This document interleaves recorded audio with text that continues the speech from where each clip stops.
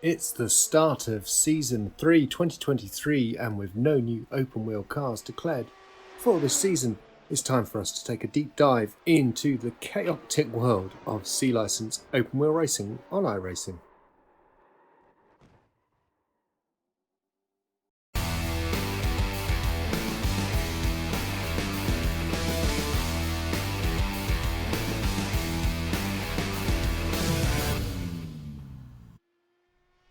Hello everyone, welcome back to the Limited Adhesion. Gareth here, and as I say, this video we're going to take a look at the open wheel C-License cars and see what's available on the service.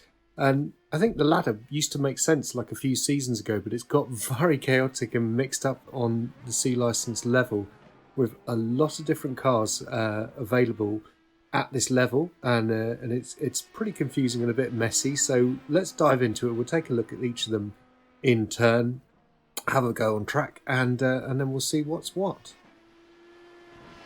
So let's take a look then, starting with the oldest car in terms of when it was first actually made in real life. It's the Lotus 49.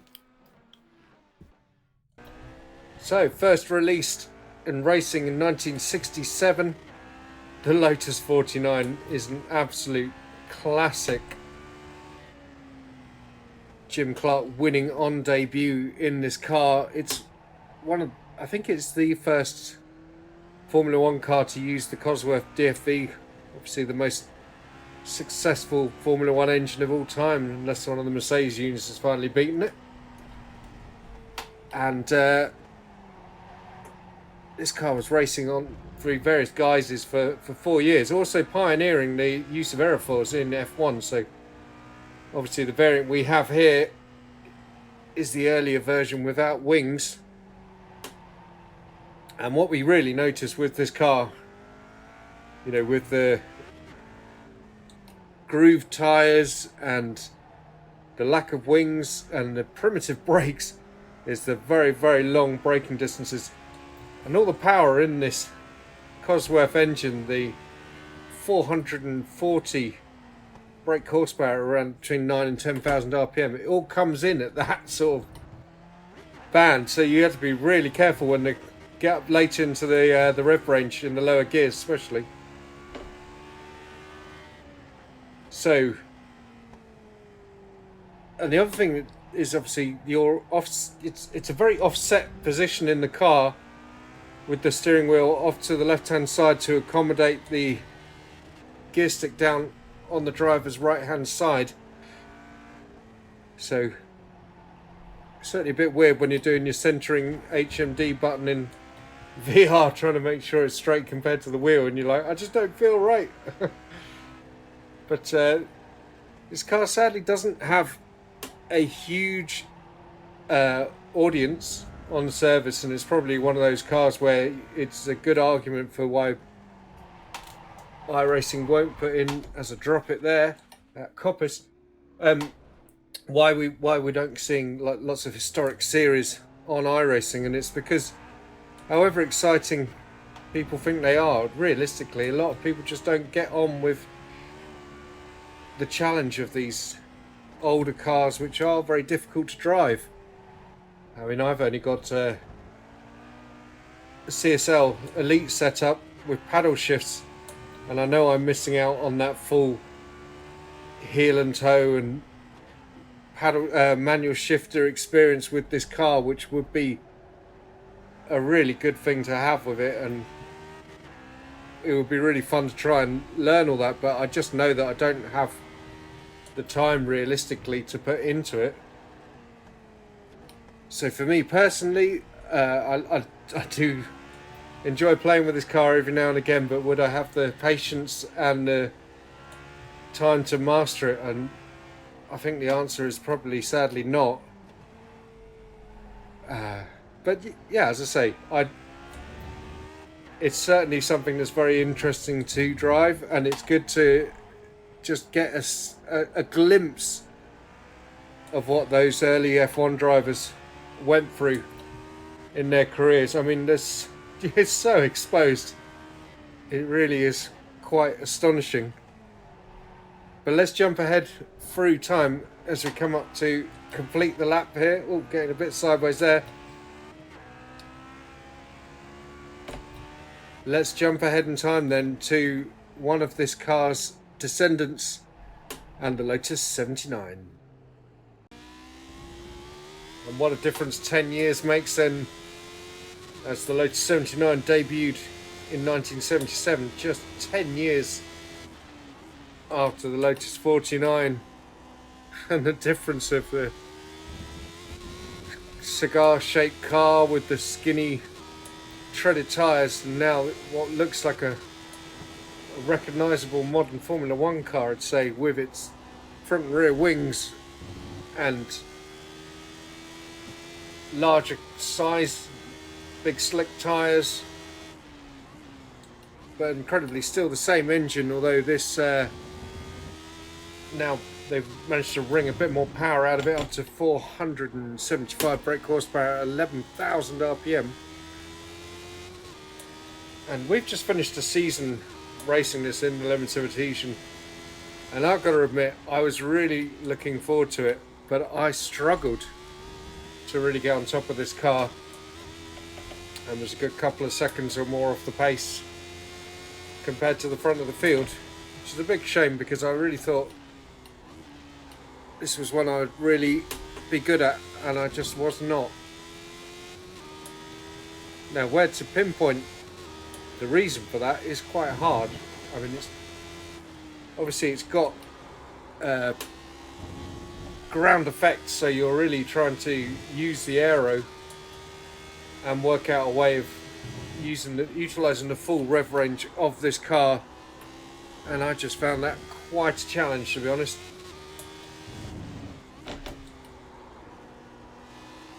And with popularity of this car, I would say it's probably going to be easier to find a race than in the 49, but again, it's not one of the most popular cars, and that is a shame because it is actually,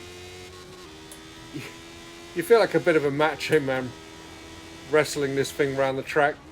Some things to watch out for: it is still on the old damaged model, so crashes can be a little unusual, sometimes a bit annoying, and it's a bit weird in the pit lane actually. If you don't go at the pit lane speed limit, you get horrendous vibration through your wheel. It just feels like you're shaking your whole rig to pieces, so be aware of that as we run slightly wide through McLean. But yeah, here's the heat map for this car through season 2, the one that's just been finished, so you can see when the popular times are. It's a good challenge. It's one that will require time and effort to get on top of, but it's good. It's got a friendly community waiting to offer you some support.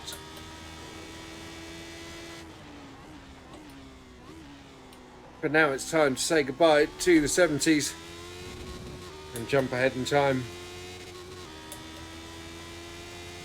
to the next car.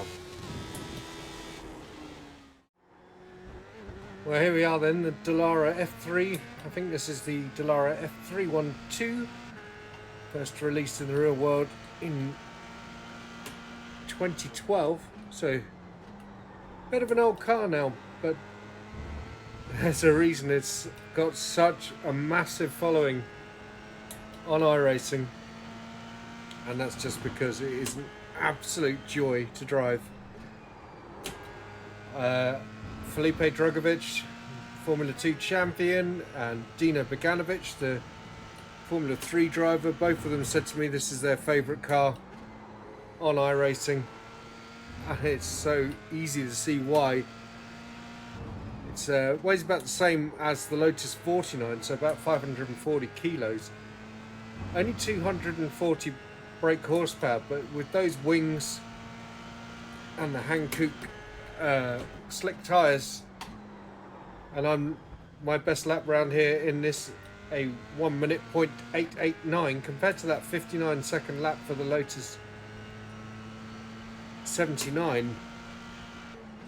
it just shows you it's just what a perfect blend of acceleration, downforce, grip and top speed that this car has. It's just a bit of everything, really. I absolutely love driving this car, and in my humble opinion, it is the best single-seater on iRacing. And as much as I kind of want to see the new Formula 3 and the new F2 come in at some point, I will still be very, very sad to see this car get retired. So it always used to be the car where your safety rating went to die, because there were a lot of mental crashes in the opening lap of a race. If you keep your head and actually just get your way through the crashes, you would pick up a lot of places and do very well indeed. I think a lot of the crazy has been split out now between this and the iRacing, or the F4 as it is now, so it's probably not quite so prevalent, but accidents still do happen, as I saw last time I tried to race this at the Red Bull Ring. Just someone trying to dive up in the inside of turn 1 where he had nowhere to go, locked up and wiped out half the field. So there you go. So this car, though, it does have a fixed and open setup series, taking their turn every hour, so you can race this car every hour, which is nice. And both series, as you can see from the heat maps, are very, very well populated indeed. So you're never going to have trouble finding a race with people in your ability, which is kind of what you always want in the car. And yeah, honestly, I was just doing driving this very combo just in a practice session a couple of weeks back, and I just could not stop lapping because I was just having so much fun. We did 3 seasons in the limited Adhesion racing this car, and I'd forgotten just how much pleasure I got from driving it. It's absolutely brilliant.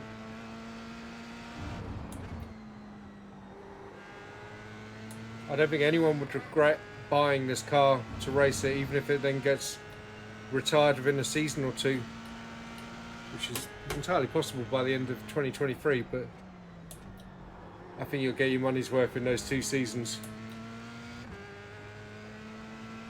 Anyway, let's jump ahead then and try something a little less real.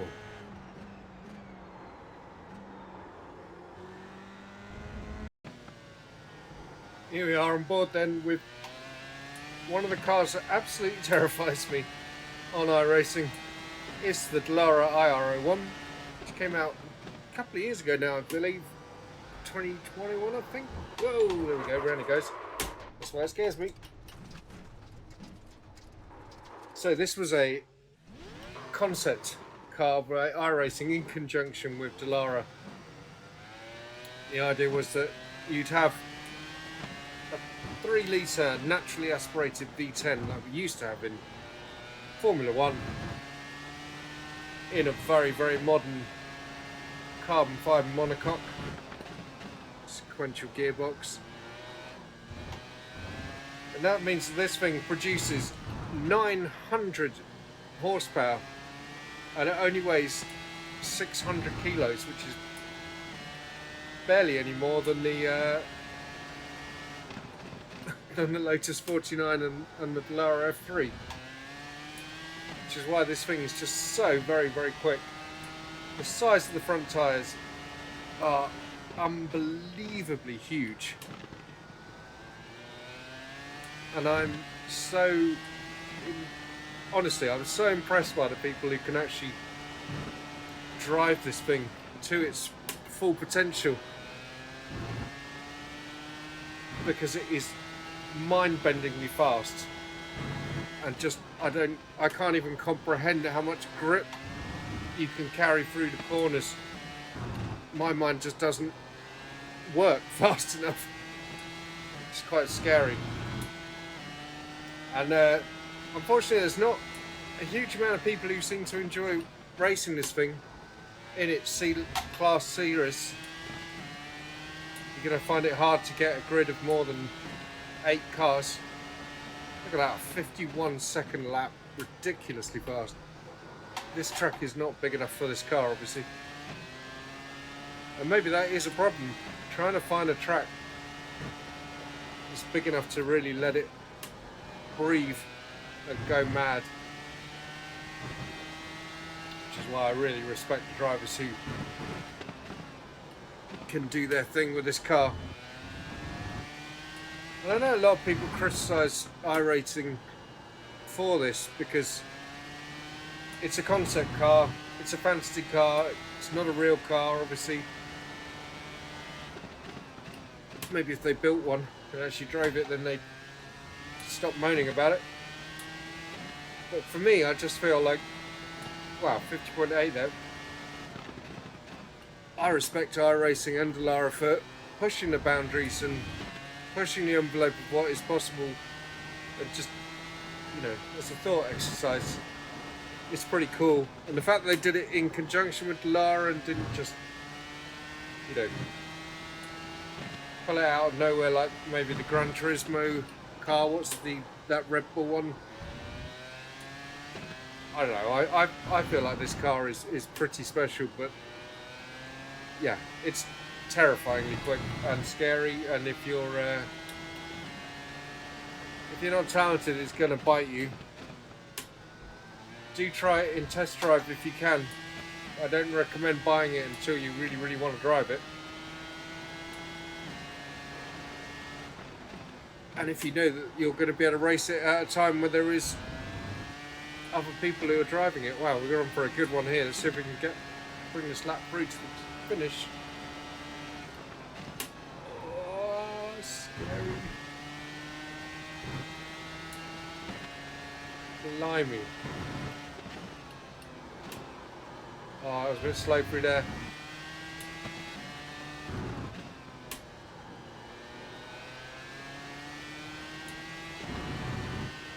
We're up over a second here. This is mental.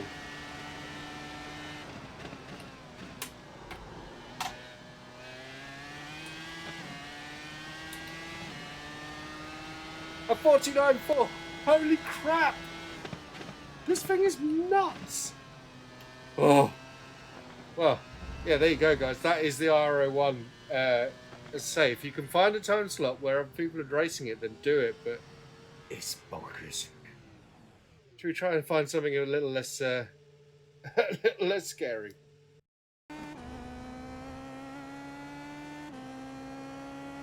So the Indy Pro, the PM-18, it's the same chassis as the USF 2000, but with a bigger engine and different front and rear wing and an airbox over the driver rather than the roll hoop that you get on the USF, but effectively the same chassis.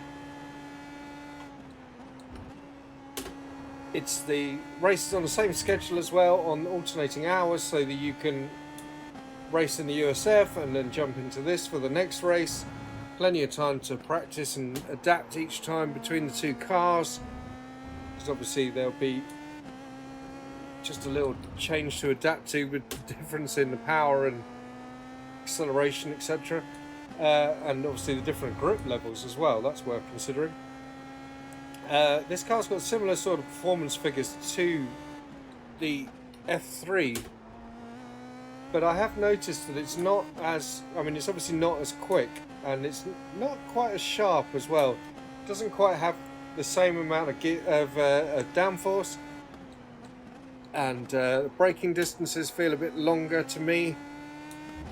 And one thing I have noticed as well is that unless you get exactly the right gear coming out of a corner, it feels a little lazy on acceleration and a little long in the gears. So sometimes you feel like you're taking an extra downshift than you would really expect, but it's just to ensure that you've got the maximum punch coming out of the corner. Just there at McLean's, for example, it feels like maybe second gear might have even been better, but that just feels too slow. So a bit of a compromise maybe. A bit rubbish through coppice there, lost a bit of time.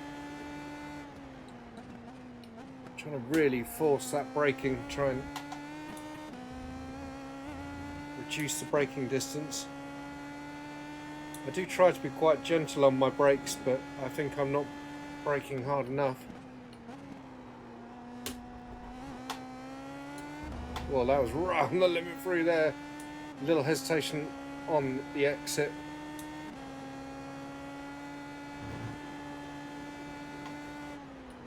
So it's a perfectly solid and fun to drive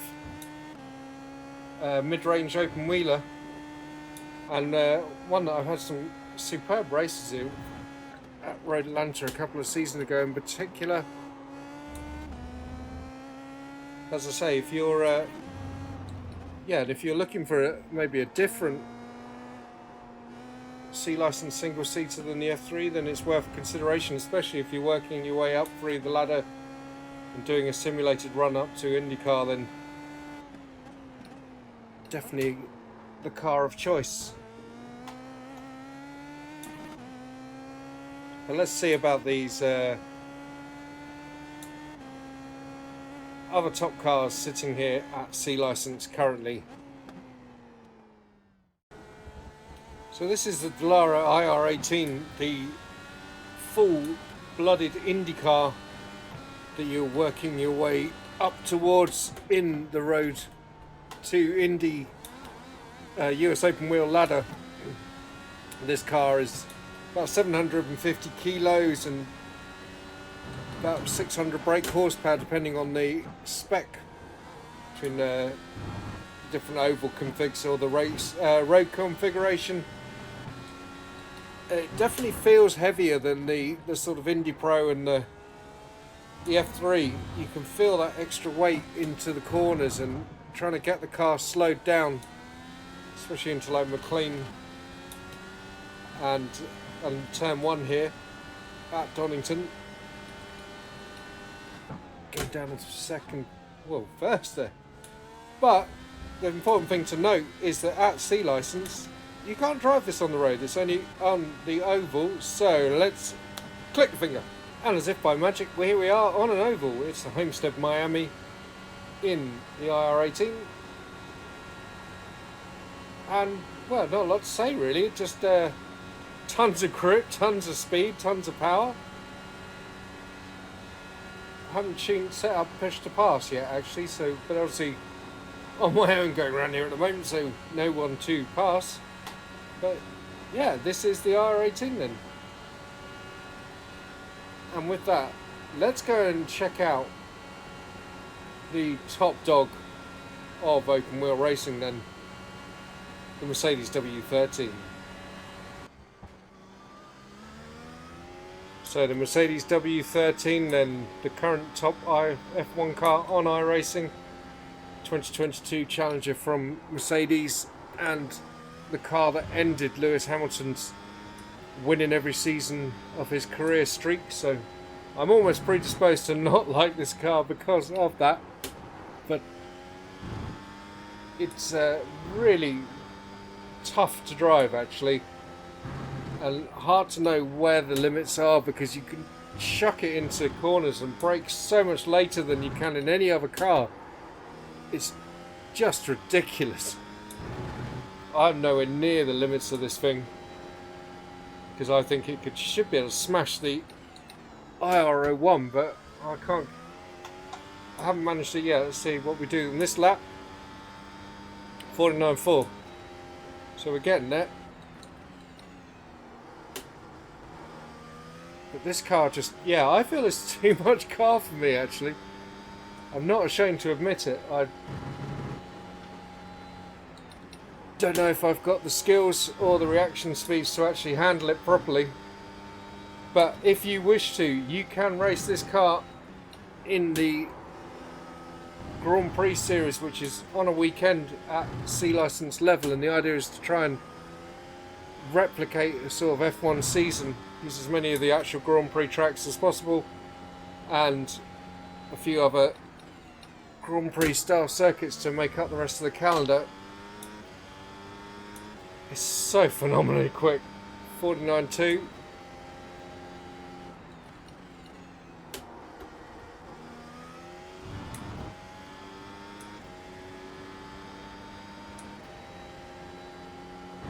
It's yeah, crazy thing, crazy car this. We're up on the last lap, so oh. Yeah, making me sweat. Oh, I lost 4 thousandths there. It's going up.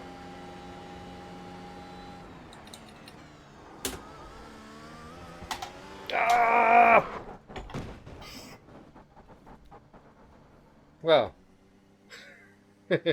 let's switch over to a bit of a sum up then, and a bit of a rant. So why are we in this situation then with so many Formula One cars and previously B license cars dropping down into the C license arena and making the space so crowded? And the answer is obviously that it's the commercial aspects that iRacing have to consider. So we as sim racing enthusiasts, you know, we want to work our way up through the sim racing ladder. We want to start with our, you know, the Formula 4, the Mazda and the Formula V, and get good, get our rookies, go into your D license. You've got your USF, you've got your IRF4, you've got your Formula Ford and the Skippy. You've got all these options to work through, but they're all at that level and they make sense there. And then when you come up to C license, you should be going into your F3, your PM-18, and you know, I can understand why the Lotus 49 is sitting there, because it's something a bit different and sort of out of the ordinary. But the unfortunate reality is that iRacing needs to make money from the cars it sells, and obviously the IRO1 just didn't sell in the numbers that they anticipated, which is why it's come down from the B license category down into C, and why it's now the Dallara Dash car rather than the old legacy DW12. And also I imagine that's why the Lotus 79 has been bumped down here as well.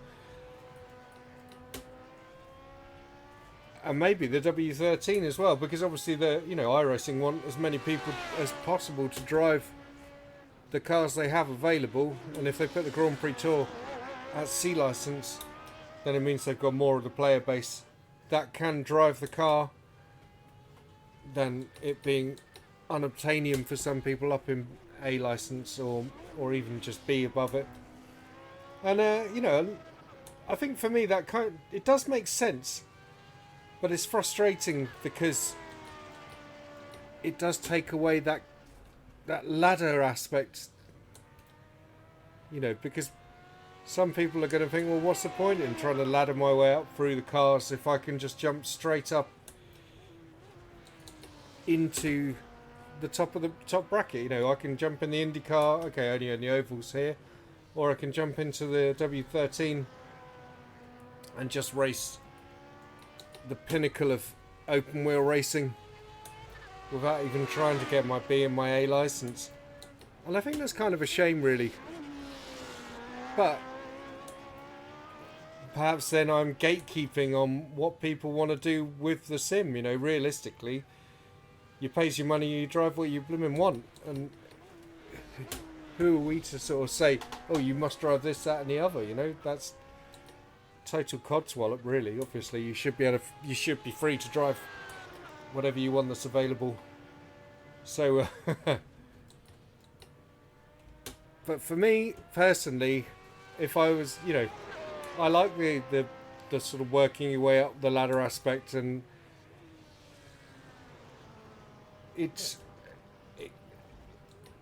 I guess if I was going to recommend a car to you, and if I could only recommend one C license car, it would always be this, the Dallara F3, until it gets made legacy and gets replaced by whatever will come after it, which will hopefully be the current Formula 3 car, and hopefully the F2 coming in B license, and and I'm really excited for that, because I like the idea of the modern ladder being available in the game.